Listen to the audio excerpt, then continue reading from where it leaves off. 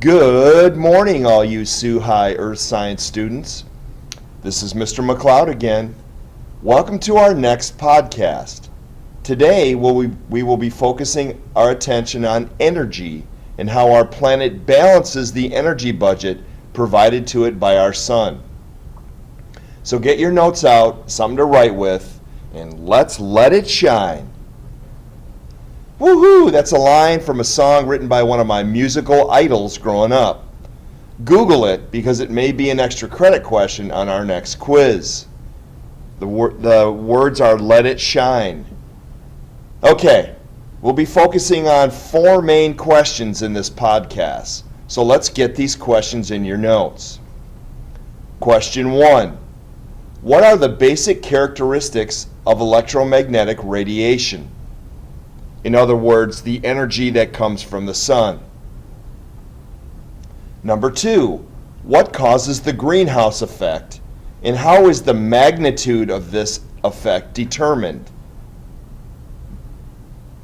Number 3, how do clouds affect the atmospheric radiation budget? And finally, number 4, what are the most fundamental feedbacks in the climate system? Okay, let's get started. Okay, just some basic information before we get started. The Earth has a mean surface temperature, remember the surface is what we live on, of 15 degrees Celsius or 59 degrees Fahrenheit. Write that down. Now we want to contrast that with Venus, which has a surface temperature of 460 degrees Celsius or 860 degrees Fahrenheit,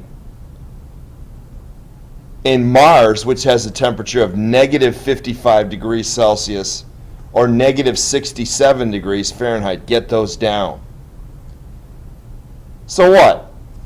Are we just lucky here on Earth? Let's explore that idea a bit. Now, we all know that the Earth is heated by the sun. What you need to know is that the sun emits 50% of its energy in the form of visible light. Get that in your notes. And then let's review some basics about visible light and how it arrives on our planet. So the sun emits its energy in what's called electromagnetic radiation. You see the word right here, electromagnetic. So it emits its energy in electromagnetic radiation. So get that in your notes, and let's look at some basic properties of electromagnetic radiation. Scientists define electromagnetic radiation as self-propagating electric and magnetic waves. Write that down. Self-propagating means that the sun generates it by itself. It doesn't need any help. So this self-propagating electric and magnetic waves. So get that in your notes. Now you should also know that the waves emitted by the sun move at a constant speed called the speed of light, which is 186,000 miles per second. Also get that in your notes.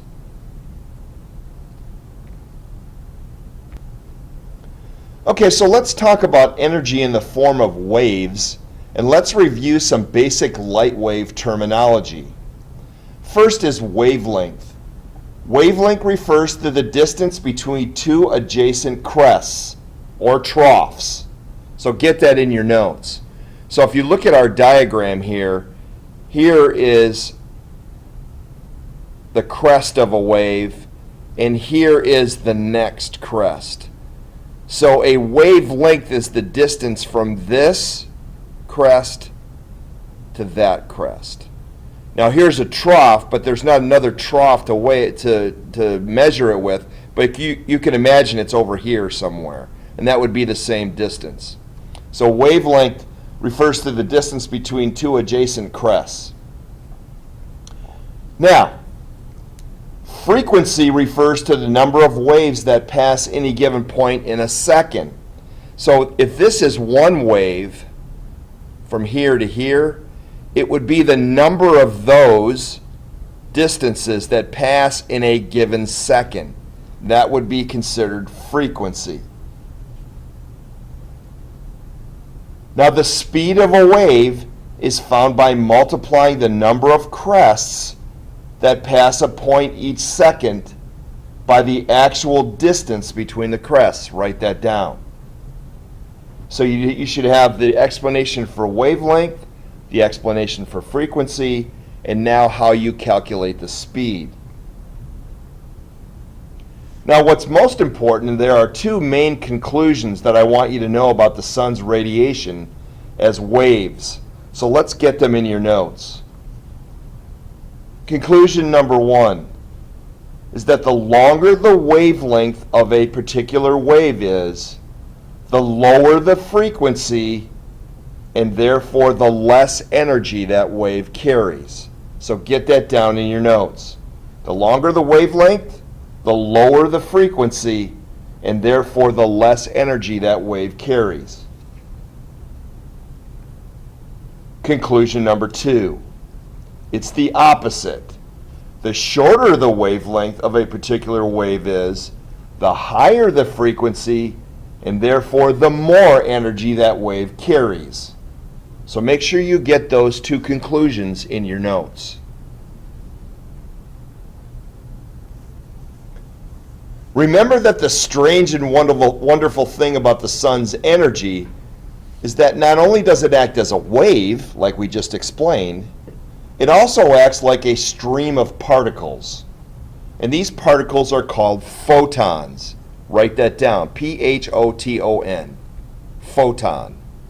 You can kind of see it, it's kind of cut off right there, but photon. Photo means light. Photons are defined as the smallest unit of energy that can be transported by electromagnetic waves of a given frequency. Write that down.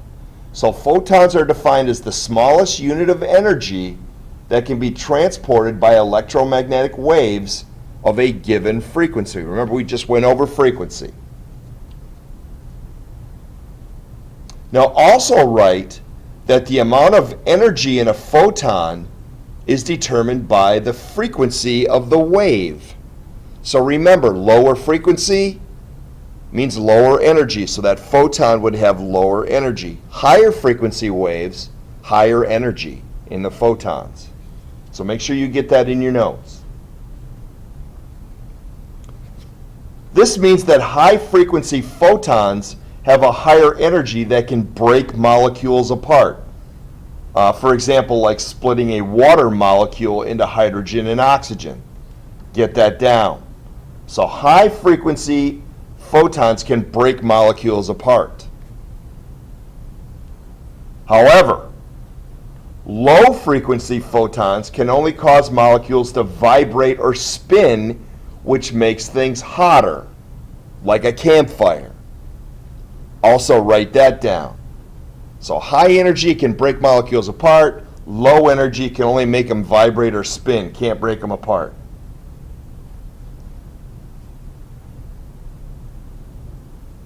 Microwaves and radio waves are great examples of low energy photons. They have a longer wavelength.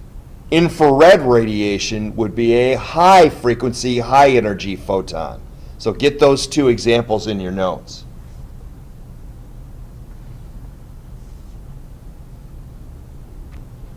Okay, so where are you going with this, McLeod? I mean, why do I need to know this, dude? It sounds a lot like physics. Well, it is physics, so let's try and make some sense out of what we just learned. The sun emits tons of different kinds of waves, all that have their own frequencies and wavelengths, and you can see a bunch of different examples here in this picture. A lot of these you are familiar with. So let's have you draw this spectrum in your notes and label it exactly like you see it here.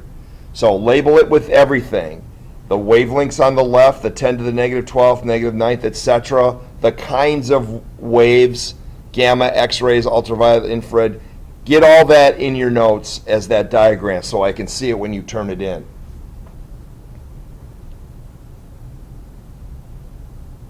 Okay, so find the visible spectrum on your chart. So here it is right here. Here's visible. You can see it here with what looks like the colors of the rainbow in them, which is oddly correct. So hold that thought. The sun's visible radiation is made up of all wavelengths between 400 and 700 nanometers. Between 400 and 700 nanometers. Write that down. By the way, a nanometer is 1/1000th of a meter, so it's pretty short. The visible spectrum is made up of all of the visible wavelengths, the ones you can see, which are the colors of the rainbow. Also get that in your notes. That's why you see them right here.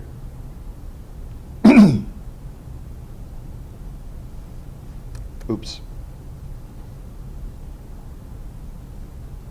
Just an FYI, a rainbow is just the sun shining through water molecules in the atmosphere that act like a prism and split light into colors of the spectrum. Yep, might as well get that in your notes as well.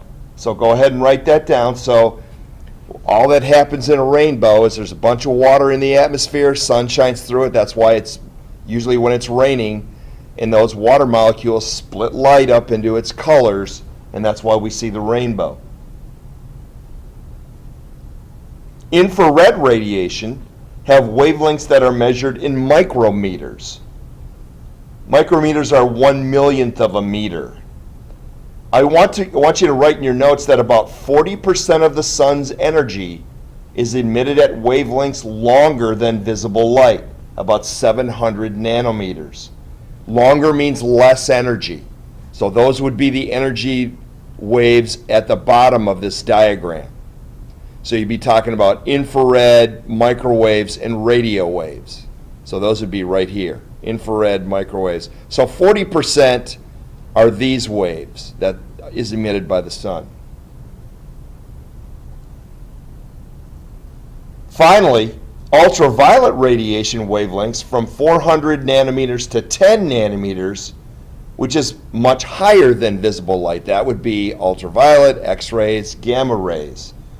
So that's about 10% of the energy is emitted in those rays. So 40% down here, 10%, that makes 50%. So the other 50% is visible light right here. So make sure you get that in your notes. That's a critical numbers. 10% high energy, 40% low energy, 50% visible light.